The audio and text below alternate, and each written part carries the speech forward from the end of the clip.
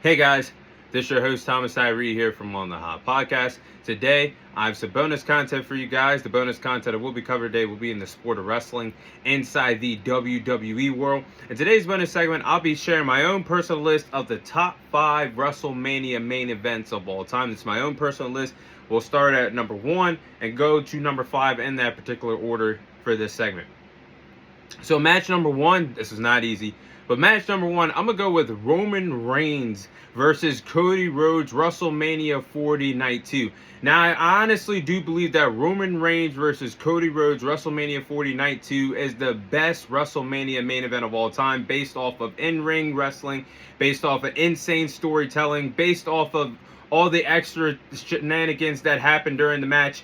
Everything was a chef's kiss, 10 out of 10. And honestly, that's what you want in an overall sports entertainment WrestleMania main event. That's what we got between Roman Reigns and Cody Rhodes in the main event of WrestleMania 40 Night 2 years ago. And the long-term storytelling for Cody Rhodes was on full display here. Not only did he get screwed out of his title shot against Roman Reigns in the main event of WrestleMania 39, Night 2 a year prior to this match, but Cody Rhodes waited a whole entire year to finish his story to become the first Rhodes to become an undisputed world champion in the WWE. So that story was right there for us, and there was drama the night before, because in the main event of WrestleMania 40 Night 1, Cody Rhodes and Seth Rollins lost that highly anticipated tag team match to The Rock and Roman Reigns, meaning that Cody Rhodes would not have the stipulation in his favor. Therefore, it was a bloodline rules anything goes match between himself and Roman Reigns, because him and Seth lost the tag team match. But this was overall good wrestling between Cody Rhodes and Roman Reigns before the interferences even began in the match. Good counters, reversals, several near falls. Hell, they were both hitting their own finishers on each other, their own opponent's finishers on each other. But then the interferences came, and it felt like the Avengers Endgame. You had the Bloodline trying to help Roman retain, and then you had Cody Rhodes had his backups, his allies helping him finish his story. You had Jimmy and Jay, the Usos, when they were battling against each other, they both took each other out. And then you had Solo Sikoa come out. Then John Cena came out. Then we got the face-to-face confrontation between John Cena and The Rock, with The Rock bottoming John Cena. And then, out of all people, The Undertaker came out. I know people were expecting Stone Cold Steve Austin to come out, but The Undertaker, I'll take it, because he does have history with the Samoans in his WWE career. So he chokeslammed The Rock. And then, for 15 to 20 seconds, everybody thought Dean Ambrose was going to come from AEW as Jon Moxley to the WWE for one night only, but it was Seth Rollins coming out in the Shield with the Shield entrance. And then it was Seth Rollins that sacrificed himself, competed 2 times that year at WrestleMania, and even came out to save the main event and took a brutal chair shot by Roman Reigns, the same chair shot that Seth Rollins ended the Shield with originally back in 2014. A few moments later, Cody Rhodes hit the Crossroads, won the undisputed WWE Universal title, ending that historic reign of the Bloodline and Roman Reigns, and that's all she wrote. And Roman Reigns and Paul Heyman walked away as the villains, upset and defeat. And then the whole entire locker room came out to celebrate with the new golden child of Cody Rhodes in the WWE. That is pure perfect storytelling. I don't know how you guys can top that. I mean, as wrestling fans, yes, there's better matches, but overall storytelling based off of everything I said with the in-ring action, the storytelling, and the extra shenanigans, that's how you put together a sports entertainment main event, and that's why I have that number 1 overall for main events of all time. Number 2, well, this one was tough too, but I love this match, but I just had to put that one over top based off of everything I said. Number 2, we're going to put The Undertaker versus Shawn Michaels at WrestleMania 26. Now, I think The Undertaker versus Shawn Michaels at WrestleMania 26 is the second biggest main event of all time in WrestleMania history, behind Roman Reigns and Cody Rhodes. WrestleMania 40 Night 2. Now, the story with The Undertaker and Shawn Michaels for WrestleMania 26 was honestly incredible. Unbelievable booking.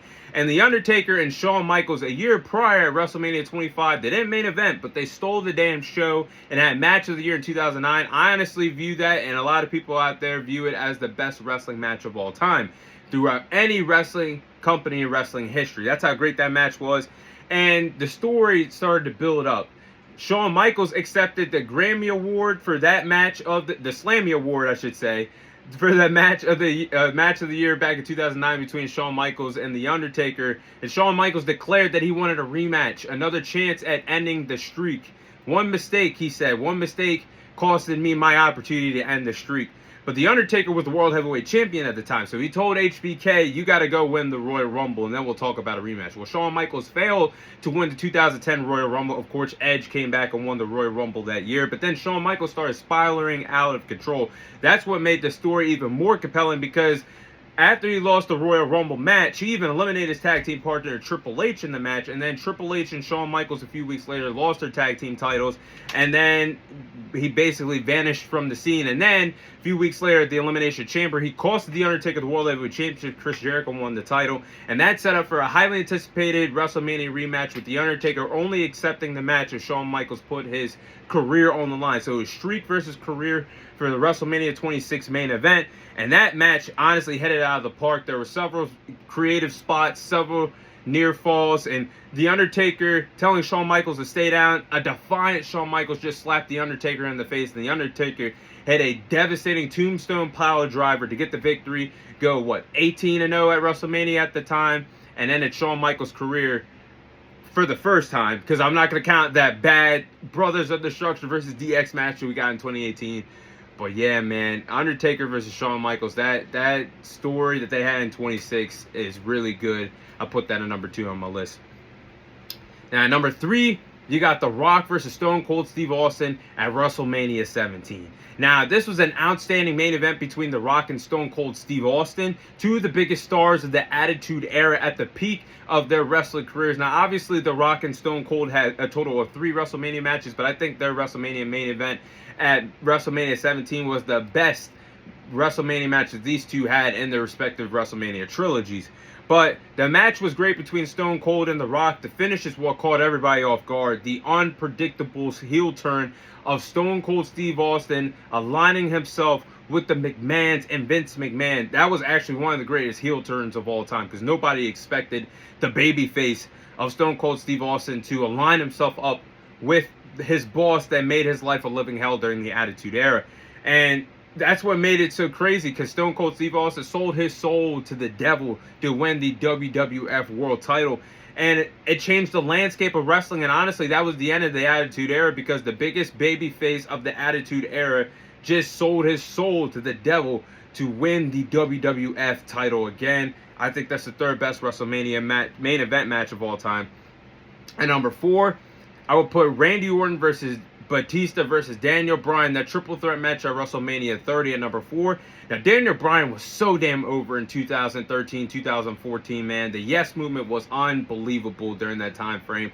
And he basically hijacked his way into the main event of WrestleMania. Because you guys remember the story of Hollywood Dave Batista coming back for one more big run. He won the 2014 Royal Rumble, was not accepted well by the WWE Universe. I love me some Batista.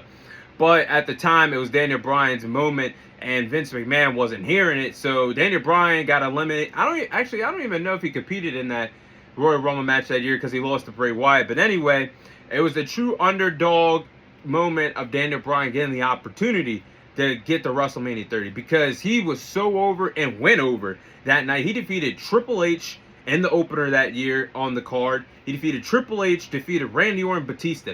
Guys, you do the math, that's 3 out of 4 Evolution members. Evolution is one of the greatest factions of all time, with Triple H, Randy Orton, Batista, and Ric Flair. And he defeated 3 out of 4 of those guys in the same night to win the undisputed WWE World Heavyweight titles to close out the show.